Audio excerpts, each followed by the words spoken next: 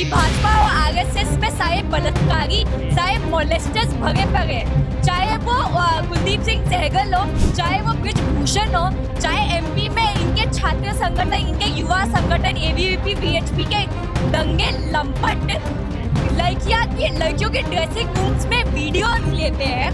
कोई कुलदीप सिंह सेंगर पहले नहीं हुए, इससे पहले ब्रिजभूषण शरण सिंह हुए जिन्होंने देश के महिला पहलवानों के साथ यौन उत्पीड़न किया, माइनर बच्चियों के साथ यौन उत्पीड़न किया। उसके बावजूद ये सरकार उनके संरक्षण में खड़ी रहती है। इसी देश में प्रज्वल रवन्ना हुए जिन्होंने हजारों महिलाओं का एमएमएस बनाया और चुनाव के समय जब देश की जनता सड़कों पर आबाद होती है, आक्रोश अपना प्रकट करती है, तो उनको जर्मनी छुप जाने के लिए भेज दिया जाता है। इसी देश में हम देखते हैं कठुआ में, उन्नाव में रेपिस्ट के संरक्षण में रैलियां निकाली जाती है।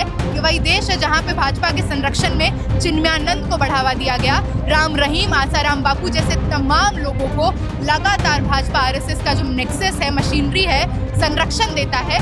तो ये हंगामा इसलिए क्योंकि लगातार हम देखते हैं न्याय दे देने के बाद न्याय छीन लिया जाता है। बार बार इस देश में हमने देखा है, चाहे वो मेन स्ट्रीम मीडिया हो, चाहे वो जुडिशरी हो, सब सत्ता के पक्ष में किस तरह से झुकती रही हैं। जब बिल्कुल पानी के रेपिस्ट निकलते हैं, उनको मालाएं पहनाई जाती है, उनको संस्कारी बोला जाता है।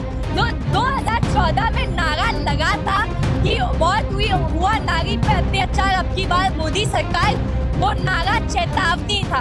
अभी जो हाल में कोर्ट ने उन्नाव केस में जो कुलदीप सिंह सहगल जो भाजपा के नेता हैं, उनको बेल दी है।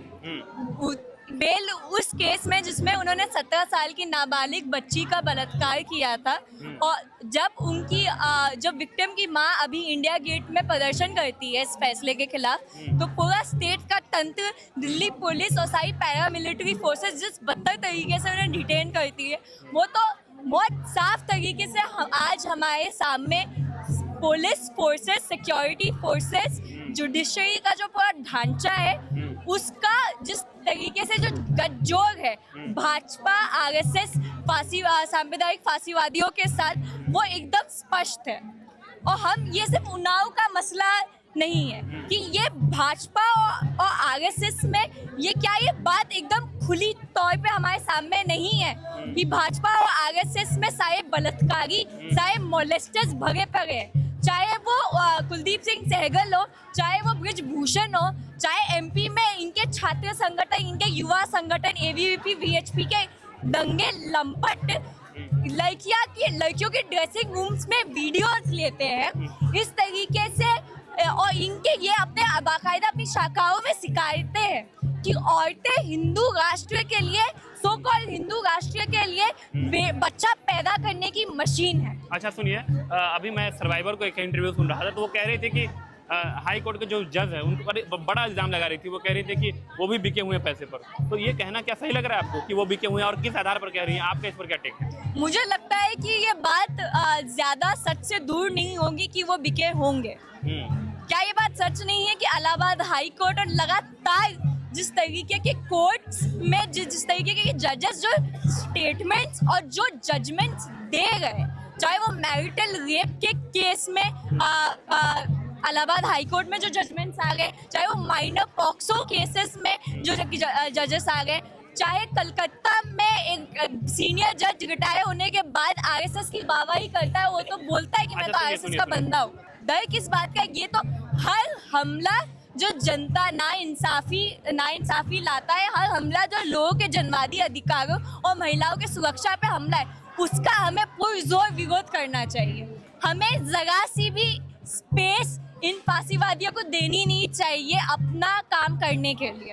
आपको लग रहा है कि ऊपर से सब कुछ मशीनरी मिला हुआ है? आपका ये आरोप है, मतलब ये आप कह रही हैं कि सब कुछ मशीनरी मिला हुआ है, उन्हीं के आधार पर उनके हिसाब से फैसले हो रहे हैं? बिल्कुल ये हो गया। और ये बात तो डेकेड से भाजपा और आरएसएस ने सारे डेमोक्रेटिक इंस्टीट्यूशंस में घुसपैठी की है, इन्फिल्ट्रेशन की है, चाहे वो यूनिवर्सिटीज हो, चाहे वो ब्यूरोक्रेसी हो, चाहे वो आर्मी हो, चाहे वो जुडिशरी हो।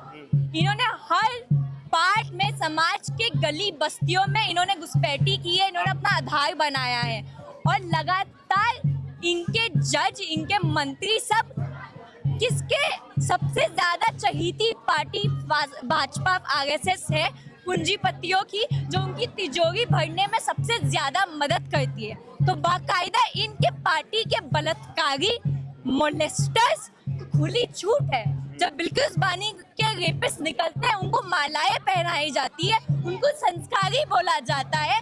जो 2014 में नारा लगा था कि बहुत हुआ नारी पे अत्याचार, अब की बार मोदी सरकार, वो नारा चेतावनी था। हम ये नहीं कह रहे हैं कि दूसरे चुनावास पार्टियों में, अब कांग्रेस, आप में और तमाम जो भी चुनावास मौका परस्त पार्टियां हैं, उनमें बलात्कारी और मोलेस्टर्स नहीं है, या वो पिता सत्ता के हित में नहीं है।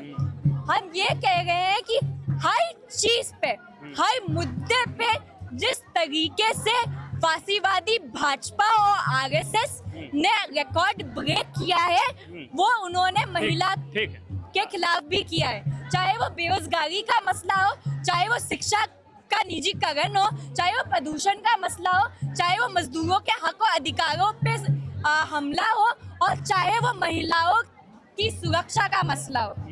देखिए, जंतर मंतर के इन 500 मीटर की फिसदी में इस देश का जनवादी जो स्पेस है वो दिखता है कि कितनी कम जगह है इस देश में जनवादी अधिकारों को जाहिर करने के लिए। हम यही बात कह रहे हैं कि इस जंतर मंतर पे कुछ दिन के सिंबॉलिक प्रोटेस्ट करने से चीजें नहीं बदलेगी। हमें जंतर मंतर की दीवारों से इस आंदोलन को निकालना होगा। और ये उन्नाव के केस कोई आइसोलेटेड इंसिडेंट नहीं है, ये इन जनरल हमारे देश में जो सांप्रदायिक फांसीवाद का उभार है, इससे जुड़ता है। सांप्रदायिक फांसीवाद का एक बहुत बड़ा तत्व पितसत्ता है। हंगामा इस देश में लोकतंत्र पसंद लोगों की मजबूरी बन के रह गई है। आप देखेंगे तो एक सरकार जो पिछले 11 से ज़्यादा सालों से सत्ता में काबिज है, इसका पैटर्न देखेंगे तो कोई कुलदीप सिंह सेंगर पहले नहीं हुए। इससे पहले बृजभूषण शरण सिंह हुए, जिन्होंने देश के महिला पहलवानों के साथ यौन उत्पीड़न किया, माइनर बच्चियों के साथ यौन उत्पीड़न किया। उसके बावजूद ये सरकार उनके संरक्षण में खड़ी रहती है। इसी देश में प्रज्वल रवन्ना हुए, जिन्होंने हजारों महिलाओं का एमएमएस बनाया, और चुनाव के समय जब देश की जनता सड़कों पर आबाद होती है, आक्रोश अपना प्रकट करती है, तो उनको जर्मनी छुप जाने के लिए भेज दिया जाता है। इसी देश में हम देखते हैं कठुआ में, उन्नाव में रेपिस्ट के संरक्षण में रैलियां निकाली जाती है। ये वही देश है जहां पे भाजपा के संरक्षण में चिन्मयानंद को बढ़ावा दिया गया, राम रहीम, आसाराम बापू जैसे तमाम लोगों को लगातार भाजपा आरएसएस का जो नेक्सस है, मशीनरी है, संरक्षण देता है। तो ये हंगामा इसलिए क्योंकि लगातार हम देखते हैं न्याय दे देने के बाद न्याय छीन लिया जाता है। बार बार इस देश में हमने देखा है, चाहे वो मेन स्ट्रीम मीडिया हो, चाहे वो जुडिशरी हो, सब सत्ता के पक्ष में किस तरह से झुकती रही हैं। तो बहुत ज़रूरी है कि बतौर छात्र, बतौर महिलाएं हम देश की सड़कों को आबाद करते रहे। उनको जानना ज़रूरी है कि उन्नाव की जो पीड़िता हैं वो अकेले नहीं हैं, उनके साथ दिल्ली के तमाम स्टूडेंट्स हैं। पर दूसरी तरफ क्योंकि वो खुद जानती हैं कि 8 से ज़्यादा साल का उनका संघर्ष है, उनके पिता की मृत्यु हो जाती है, मृत्यु नहीं होती है, मर्डर किया जाता है। उनके घर के 2 रिलेटिव्स, कहा जाता है कि संदेह है कि ट्रक जो कुचला गया वो एक्वेंटेंस था मुजरिम का, पर ये संदेह नहीं है, ये कोइंसिडेंस नहीं है कि उनके घर के लोगों की एक के बाद एक मौत कर दी जाती है। हम देखते हैं उनको इस हद तक बाधित किया जाता है कि खुद को जलाने को मजबूर होती हैं। तो उनका जो संघर्ष है, नाउम्मीदी और उम्मीद दोनों का संघर्ष है। हम तो कोर्टों का ऐसा इतिहास भी जानते हैं जहाँ पे सत्ता के पक्ष में ही फैसला सुनाने के लिए या खुश करने के लिए न्यायाधीश इस तरह की टिप्पणियां भी करते हैं कि जीन्स पहन के रखी थी ये महिला, ज़रूर इसके चाल ढाल में कुछ गड़बड़ होगा। इस तरह की टिप्पणियां भी सुनते हैं कि अरे इस महिला के तो व्यक्तित्व में नहीं लगता कि इसके साथ बलात्कार हुआ है। तो हम एक ऐसे देश में रहते हैं जो पितृसत्तात्मक देश है, जो उन्हीं मानसिकताओं से ग्रसित है जो भाजपा चाहती है। जिस देश में आज भाजपा आरएसएस जैसी ताकतों का उभार है, देश भर में अलग अलग राज्यों में उनकी सरकार है, केंद्र में उनकी सरकार है, जिस जमीन पर मैं खड़ी हूँ यहाँ पे डबल इंजन की सरकार इनकी रन करती है। और हाँ, बिल्कुल वो भी ट्रिपल इंजन की सरकार है। और लगातार एक सरकार जो आपको बार बार खुद के भाषणों, खुद के वक्तव्य में कहती है कि देश में मनुस्मृति को ले आना चाहिए संविधान हटाकर। वही मनुस्मृति जो कहता है कि महिला की एजेंसी और चॉइस को छीन लो। वो जो बच्ची है तो उसके पिता उसके डिसीजंस ले, उसके भाई उसके डिसीजंस ले, उनका पति उनका डिसीजन ले, और यहाँ तक कि अगर बुढ़ापा भी आ जाए तो उनकी औलाद उनके डिसीजंस ले। ठीक है। तो लगातार एक जातिवादी, एक महिला विरोधी टेक्स्ट को जो कहते हैं कि देश का संविधान होना चाहिए, उनका मंसूबा, उनकी राजनीति हमसे छुपी नहीं है, इसलिए हम लोग यहाँ पे आए हैं।